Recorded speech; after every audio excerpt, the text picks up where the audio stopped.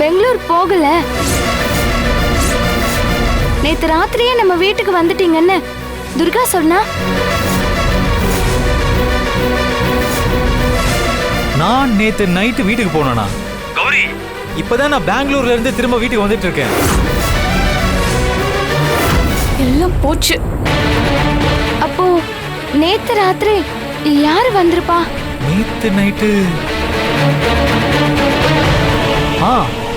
அன்னைக்கு என்ன மாதிரியே மாஸ்க் போட்டுட்டு கோயிலுக்கு ஒருத்தன் வந்தானே, அவனா இருக்கும்னு நினைக்கிறேன். ஐயோ, அந்த ஆள் ஏதோ சொல்ல போய்தா துர்கா இன்னைக்கு அக்னி குண்டத்துல இறங்க போறா.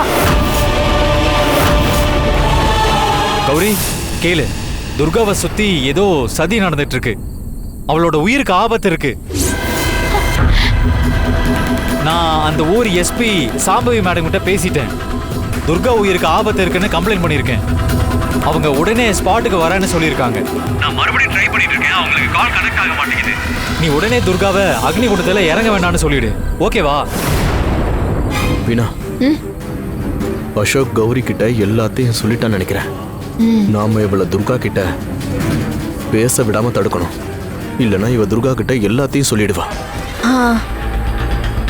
சரி, இப்போ என்ன பண்றது மாமா? சரி, சரிங்க சித்தப்பா, நான் சொல்லிடுறேன். மாமா,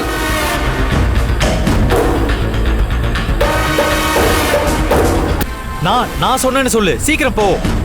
சரிங்க சித்தப்பா, நான் இப்பவே போய் துர்காவை அக்னி குண்டத்துல இறங்க வேண்டாம்னு தடுத்துடுறேன். சீக்கிரம் போய் சொல்லு, நான் அங்கதான் வந்துட்டு இருக்கேன், ஓகேவா? நீங்க சீக்கிரம் வந்துருங்க சித்தப்பா. சரி. யார் யார் நீங்க? என்ன பண்றீங்க? யார் நீங்க? என்ன விடுங்க. என்ன பண்றீங்க? ஐயோ, என்ன விடுங்க.